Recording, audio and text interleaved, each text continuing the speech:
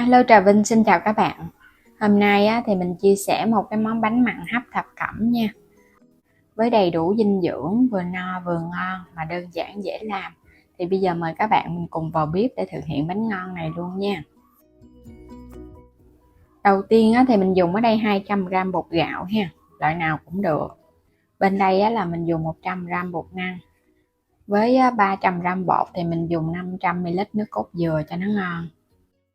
Gia vị thì mình có ở đây là hạt nêm, muối, đường và tiêu, thì các bạn nêm vừa vừa thôi, đừng có mặn quá. Thêm một muỗng canh tôm khô ngâm nở. Thịt thì mình dùng ở đây 150g thịt nạc vai heo xay ra ha. Tiếp theo là mình có ở đây là 2 cái cây lạp xưởng, nửa cái củ hành tây, nửa củ cà rốt cùng với một củ cải trắng, hành lá và ngò rí. Rồi bây giờ pha bột luôn, các bạn cho 200g bột gạo cùng với 100g bột năng. Rồi cái mình thêm 500ml nước cốt dừa vô. Thì tỷ lệ mình dùng ở đây là 300g bột tổng cộng cùng với nửa lít nước cốt dừa. Nước cốt vô trong bánh thì cái bánh của mình nó sẽ béo ngon. Giống như là mình ăn bánh đúc mặn vậy đó, có vị mặn mặn ngọt ngọt và có cái độ béo nước cốt dừa. Bánh miền Tây thì thường sẽ kết hợp với nước cốt dừa để tăng thêm cái độ béo ngon và thơm hơn cho món bánh.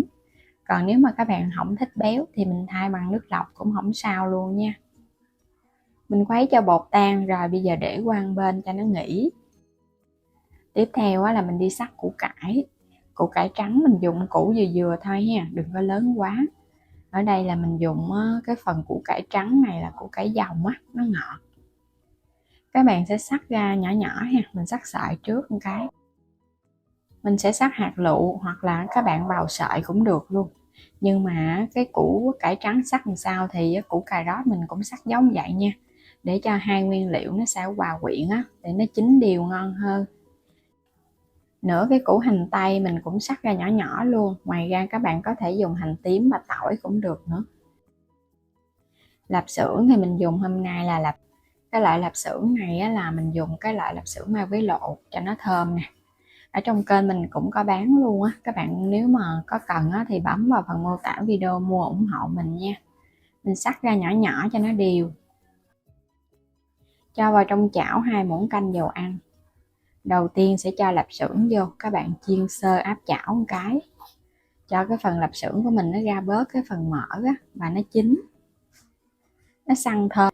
Cho tiếp cái phần củ hành vô, các bạn cũng đảo một chút xíu với lửa lớn nha, cho củ hành của mình nó dậy mùi thơm thì ra cái món bánh nó quyện vào trong bột nó mới ngon. Rồi cái cho thịt vô. Thịt này mình dùng nạc vai cho nó có mỡ nạc thì ăn nó sẽ béo và nó ngon hơn. Cũng xào lửa lớn nha, cho nó săn, nó tơi rời. Rồi sau đó sẽ cho tiếp tôm khô. Tôm khô thì cho vào nó sẽ thơm ngon, hoặc là các bạn dùng tép tươi cũng được nữa. Rồi cái mình cho củ cải vô luôn, cũng xào sơ cái nguyên liệu này thì mình chỉ cần xào sơ thôi cho nó săn thơm. Rồi cái nêm tiếp với phần gia vị mình chuẩn bị vô. Thì mình dùng ở đây là nửa muỗng muối, 1 muỗng cà phê hạt nêm, 1 muỗng canh đường cùng với tiêu xay, tất cả cho hết vô. Khuấy đều cái thau bột lên ha, nãy giờ mình để nó cũng lắng Rồi các bạn hãy cho trực tiếp vào trong cái chảo luôn. Mình xào vậy giúp cho bột nó đặc, nó sẽ lấy trùng Chút nữa mình cho vào trong khuôn bột nó không có bị lỏng chảy. Cũng đảo với lửa vừa thôi, đảo chút xíu để cho bột của mình nó đặc lại một chút. Thì cái phần bột này nếu mà các bạn không làm cái bước này thì cho vào trong khuôn nó sẽ bị lắng ở dưới đáy khuôn. Nên là mình làm bước này. Sau cùng thấy nó vừa thì hãy cho cái phần hành lá vô sau cùng ha. Mình đảo một chút xíu nữa cho nó hòa quyện đều một cái là mình tắt bếp được rồi. Mình sẽ dùng đây là cái khuôn làm bánh lăng. Các bạn gót vào trong cái khuôn, hoặc là mình dùng cái khuôn lớn cũng được nữa, mình hấp một lần cũng được. Còn khuôn nhỏ thì mình làm ra từng cái, nhìn nó sẽ bắt mắt hơn, cũng như là mình hấp thời gian nó cũng nhanh chín hơn Có khuôn nào thì các bạn cứ dùng khuôn đó, mình cứ gót cho nó đầy, cái giờ gõ xuống vậy nè, để cho nó dẻ cái phần bột hơn múc tiếp tục cho đến hết nha. Mình gót hết vào trong những cái khuôn thì bắt sẵn nước sôi, rồi sẽ đem bánh đi hấp. Bánh này thì các bạn hấp ở mức lửa trung bình, thì mình hấp khoảng 20 phút là nó chín nè, tính từ lúc nước sôi. Sau đủ thời gian là bánh nó chín, thấy cái lớp bột nó trong lại vậy nè. Còn nếu mà các bạn để lửa hơi nhỏ thì có thể hấp 25 phút. Bánh chín rồi thì mình chờ cho nó nguội bớt. Bây giờ mình sẽ lấy ra được rồi. Có thể ăn ngay ấm ấm cũng được, hoặc là các bạn ăn nguội cũng ngon luôn. Là vì mình pha bột nó mềm dẻo quá, nó không có bị cứng đâu. Và đặc biệt công thức này bánh mình cứ để yên ở trong khuôn nha, qua ngày hôm sau mình ăn vẫn mềm ngon chứ nó không có bị cứng. Mà nó có thêm nước cốt dừa đó nên nó béo béo, cái khuôn nó cũng không có bị dính nữa. Nước cốt dừa nó ra cái chất dầu làm cái khuôn bánh của mình nó bóng và nó thơm. Thơm nhất chính là cái mùi lạp xưởng và tôm khô nè, nó quyện vào trong bột dậy thêm cái mùi nước cốt dừa nữa. Bánh làm thì nhanh gọn, không có gì khó hết, mà ăn rất là ngon, không có hề thua cái loại bánh củ cải truyền thống và cái bánh đúc mặn luôn. Làm kiểu này mình thấy vừa đầy đủ dinh dưỡng nè, mà vừa no nữa. Có thể ăn không vậy là cũng đậm đà lắm rồi. Còn nếu mà ăn mà để no các bạn có thể kết hợp với chút xíu rau sống các loại đó, mình cắt nhỏ nhỏ ra, hoặc là dưa leo, cái mình chan thêm nước mắm chua ngọt lên nữa, ăn một dĩa no bụng luôn, mà nó không có ngán đâu, các bạn cứ ăn no luôn á. Đối với những cái bánh mặn vậy nè, ăn không hề biết ngán. Mình cắt ra ở bên trong thì mình thấy nó mềm mại, bột nó vừa ăn lắm, nó không có bị khô á. Từ bên ngoài vào trong, bột và nhân nó quyện đều với nhau, là do hồi nãy mình đã qua cái bước xào rồi á. Bánh rất là mềm luôn, không có bị cứng. Các loại bánh đúc là bột phải mềm, mình để nguội ăn vẫn mềm là bánh đúc nó mới ngon. Còn mà nó cứng là khi mà để nguội hoặc là để sang ngày ăn không ngon đâu. Mà không có cần phải làm bột riêng rồi làm nhân riêng cho nó mất công ha. Bây giờ thì mình cảm ơn các bạn đã theo dõi hết video của mình nha. Nếu như chưa đăng ký thì vui lòng đăng ký ủng hộ Alo Trà Vinh và Alo Trà Vinh 2 của mình. Hôm nay thì mình chia sẻ cái bánh da lợn lá dứa nha. Một công thức bánh mà nó có độ dai, mềm, béo ngậy nè. Dai cũng vừa phải nên là mình ăn sang ngày vẫn ngon luôn á, chứ nó không có bị mà quá dai đâu. Với cách làm này thì mình thấy ai ai cũng rất là thích luôn. Bây giờ mời các bạn mình cùng vào bếp để thực hiện bánh da lợn ngon cho cả nhà thưởng thức luôn nha. Đầu tiên thì mình dùng ở đây là 100g bột năng nha. Bên đây là mình có một chén là 150g bột gạo hai loại là 250, cùng với 150g đường là nửa chén, thêm chút muối nữa, và nước cốt dừa 500ml, đối với bột là 250g. Và bây giờ mình sẽ pha bột luôn. Lần lượt thì mình cho hai loại bột gạo và bột năng cùng với đường. Phần đường cho cái lớp màu trắng nó sẽ hơi ngọt một chút, rồi cho muối vô một chút xíu, thêm 500ml nước cốt dừa nha. Tỷ lệ mình dùng là công thức 1 lượng bột và 2 lượng chất lỏng. Các bạn sẽ khuấy đều lên.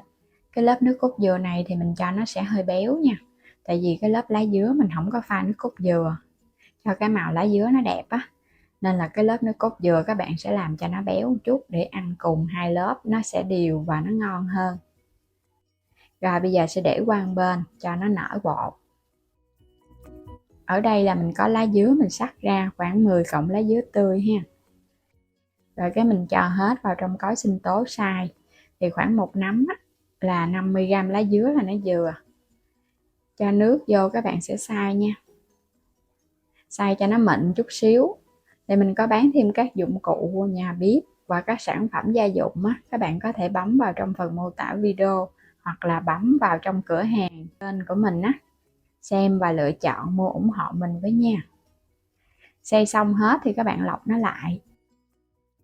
Cái lớp màu xanh thì mình dùng một chén bột gạo 150g cùng với 100g bột năng và 120g đường, thêm chút muối, 500ml nước lá dứa hồi nãy mình xay ra nè. Công thức cũng giống như cái lớp màu trắng luôn. Cũng pha bột ha, cũng cho hết lần lượt hai loại bột vào thau. Cái phần đường, cái lớp màu xanh thì ít hơn cái lớp trắng một chút, rồi cũng thêm chút muối. Các bạn sẽ cho vào nửa lít nước lá dứa nè. Nước lá dứa xay thì các bạn chọn cái lá dứa già đó, mình xay ra rồi cái có thời gian mình để yên ở trong tủ lạnh khoảng 1 đêm đi, thì cái màu nó sẽ đậm hơn. Còn các bạn xay mà cái lá dứa non quá, cái màu ra cái bánh nó không có đậm nha. Cứ hòa tan cho phần bột cho nó tan kỹ ra rồi. Và để giữ cái màu khi mà hấp thì mình cho vào đây 2 giọt màu thực phẩm màu lá dứa. Còn cái này thì các bạn bỏ qua cũng không sao luôn, phần này thì tùy ý thích Hòa tan 2 phần bột xong thì bây giờ mình sẽ gót vào trong cái chén để đo lường. Một chút nữa các bạn hấp vào khuôn cái lớp nó sẽ đều hơn. 3 lớp màu xanh và 3 lớp màu trắng luôn, là phần bột lên này là mình dùng mỗi một lớp được 3 chén Hấp cái khuôn cho nó nóng. Mình dùng khuôn này là khuôn 22 nè, và các bạn nhớ quét sơn lớp dầu chống dính rồi cái hấp nóng. Sau khi khuôn nó nóng, nước nó cũng sôi rồi, thì bây giờ các bạn sẽ gót bột vô.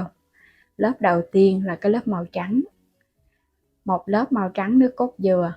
Sau đó thì mình đậy nắp lại để lửa cao ha. Lớp này thì mình hấp 5 phút là nó sẽ đặc Sau 5 phút thì các bạn mở nắp ra, rồi cái mình kiểm tra thấy nó đặc các bạn hãy cho tiếp cái lớp màu xanh. Cứ xen kẽ một lớp màu trắng, một lớp màu xanh. Và nhớ là phải kiểm tra nha, tại vì tùy theo lửa các bạn chỉnh nữa. Cái lớp mà nó chưa có đặc thì mình phải cho nó đặc, mình hãy cho vô, chứ không thôi hai lớp nó sẽ bị hòa vào nhau là ra cái bánh nó không có đẹp đâu. Mình cũng hấp tiếp mỗi một lớp là 5 phút là vừa. Đủ thời gian là được Mình hấp lửa cao cho nó nhanh. Và đây là cái lớp cuối cùng, một lớp màu xanh ở trên cùng, là mình đổ nãy giờ tổng cộng được 6 lớp rồi đó. 3 lớp màu trắng và 3 lớp màu xanh. Cái lớp lá dứa nó thơm dữ lắm luôn. Mình sẽ hấp cái lớp cuối này trong vòng 20 phút với lửa cao nha, cho nó chín hẳn. Đủ thời gian thì các bạn tắt bếp luôn ha. Trong khi hấp thì mình nhớ xả hơi nước 2 lần đi, để cho nước nó không có bị động ở trên cái khuôn bánh. Bánh của mình nó sẽ không có bị nhão. Lấy bánh ra, nãy giờ là mình để cho nó nguội cũng khoảng 2 tiếng đồng hồ rồi đó. Để cho cái phần bánh của mình nó ngon hơn thì mình lấy ra khỏi khuôn, nó không có dính nữa. Còn mới lấy bánh mà mới hấp xong nó còn nóng là nó hơi dính nha. Mình lấy ra khỏi khuôn nó khó, và cũng như là cái bánh cũng hơi mềm nữa. Các bạn để nguội cái lớp bánh nó dai, và cái lớp nước cốt dừa nó tăng thêm cái độ béo ăn nó sẽ ngon hơn. Và cái công thức này mình làm là bánh của mình nó có độ dai, mềm và béo. Còn nếu mà các bạn thích mà nó dai hơn thì có thể là mình dùng bột năng nhiều hơn bột gạo thì nó sẽ dai hơn. Còn ở đây mình dùng bột gạo nhiều hơn bột năng, nên là dai mềm vừa phải, ăn ngon lắm. Đây, cái bánh vẫn còn ấm ấm các bạn để cả ngày nó còn dai hơn chút. Cái lớp nó cũng đều nhau nè, xen kẽ màu trắng và màu xanh rất là hấp dẫn luôn. Màu xanh lá dứa, màu trắng các bạn dùng nước cốt dừa đặc thì ra cái lớp màu trắng nó mới đậm nha. Còn các bạn dùng nước cốt dừa mà nó hơi lợt là ra cái lớp nó không được trắng đậm và nó cũng ít béo nữa. Mình cắt ra những cái miếng nhỏ nhỏ. Cái khuôn bánh này nếu mà làm bán các bạn cứ cắt ra mỗi một miếng vậy là 3.000 nha. Còn mình ăn ở trong nhà thì cắt vừa vừa cũng được, hoặc là cắt lớn cũng được, tùy ý thích Và bánh của mình nó dính nhau chứ nó không có bị tách lớp. Nhưng mà khi mà mình gỡ lớp ra nó dễ dàng, là bánh da lợn thành công. Để sang ngày vẫn mềm ngon là bánh mới ngon ha. Còn các bạn để sang ngày mà nó bị khô cứng là do cái lớp bột thiếu nước. Đây, mình gỡ ra cái lớp nó tách dễ dàng nè. Và mình pha nước cốt dừa đặc nên là bánh nó cũng bóng ngon nữa. Cái lớp màu xanh là mình không có dùng nước cốt dừa. Còn nếu mà các bạn thích cho nó hơi béo béo một chút thì cũng có thể giảm nước lá dứa lại, rồi cái cộng thêm chút xíu nước cốt dừa vô. Bánh rất là hấp dẫn luôn. Khuôn bánh này là ai mà thích ăn có độ dai mềm là cứ chọn công thức này nha. Còn mà thích ăn dai hơn thì có thể tăng bột năng, giảm bột gạo.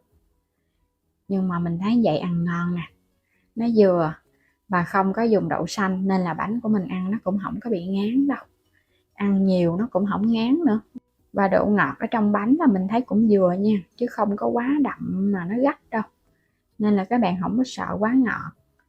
Còn thích đậm đà hơn á thì các bạn cũng có thể tăng chút xíu đường trong cái lớp màu xanh cho hai lượng đường nó bằng nhau cũng được nữa. Và bây giờ thì cảm ơn các bạn đã theo dõi hết video của mình nha. Vui lòng đăng ký kênh Alo Trà Vinh và Alo Trà Vinh 2. Xin chào tạm biệt và hẹn gặp lại các bạn ở những video tiếp theo.